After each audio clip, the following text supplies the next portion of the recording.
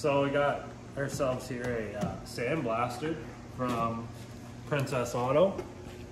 They probably sell the same thing in a different color at Harbour for anybody that shops there.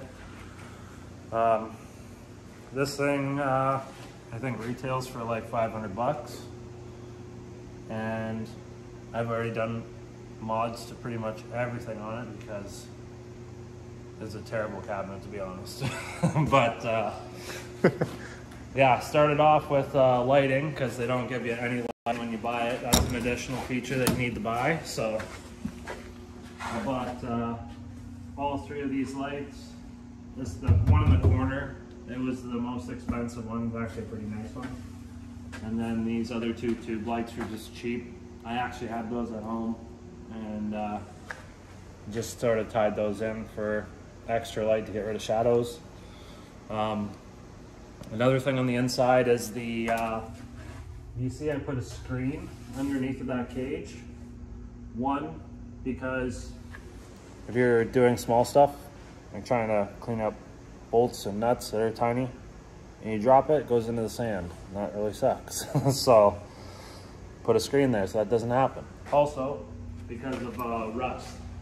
If you're doing really rusty stuff and you don't descale it, all that rust goes into the sand. Next thing you know, it goes up the tube into the gun and jams the gun, and it's just a pain having to unclog the gun.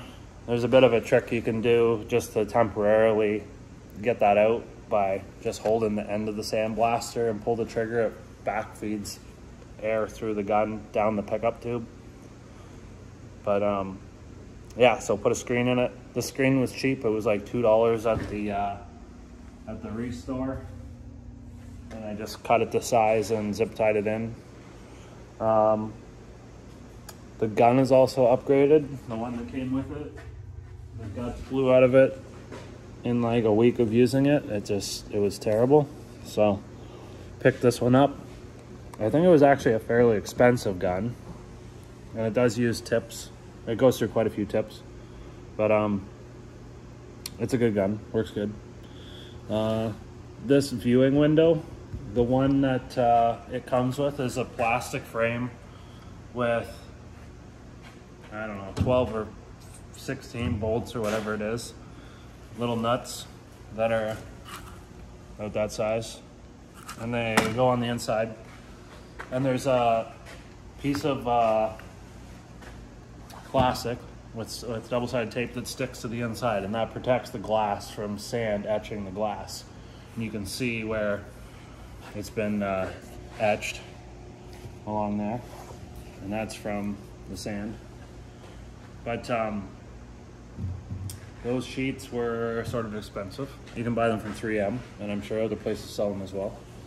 But I found that the cheapest alternative was to buy some of this stuff.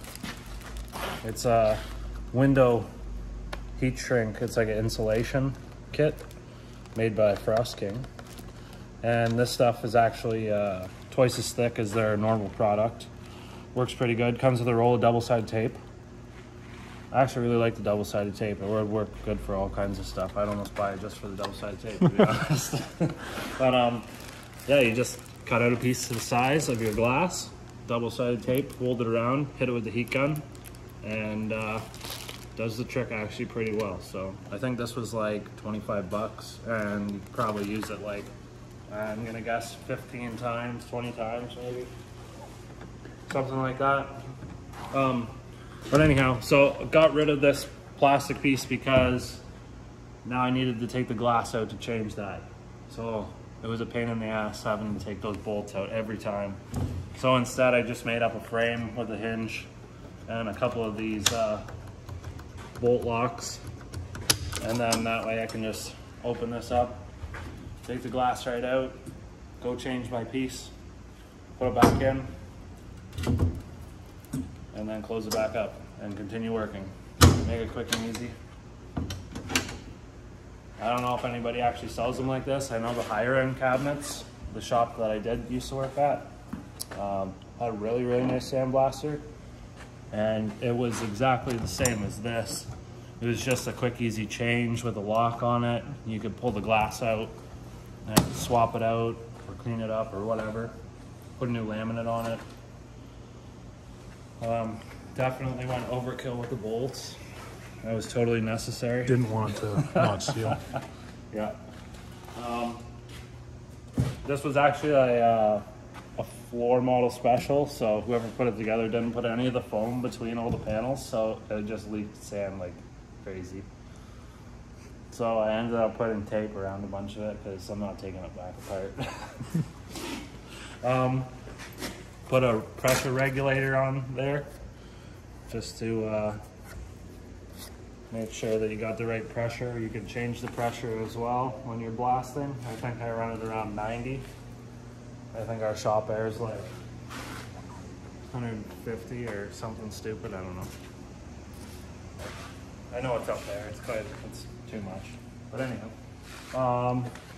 install a vacuum system to try to suck some of the dust out. And that's a bit of a work in progress right now, but it's sort of there. So just bought a cheap vacuum from Canadian Tire.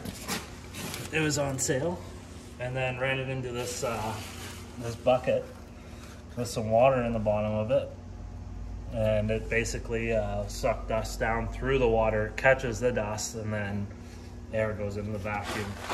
So it really saves the filter in the vacuum. However, sort of having a bit of an issue with suction right now, and it's probably because the vacuum's too small. But I don't know, see if there's maybe something I can do to make it better. If you have any recommendations or ideas, let me know in the comments. That's pretty much it. Yeah, that's pretty much her. One other thing I forgot to mention was this cabinet was pretty short, and I decided to put some leg extensions on it so that I'm not bent over all the time using it. It's nothing worse than using a short cabinet, and it just kills your back. But yeah, thanks for checking out the video. Don't forget to like, comment, and subscribe.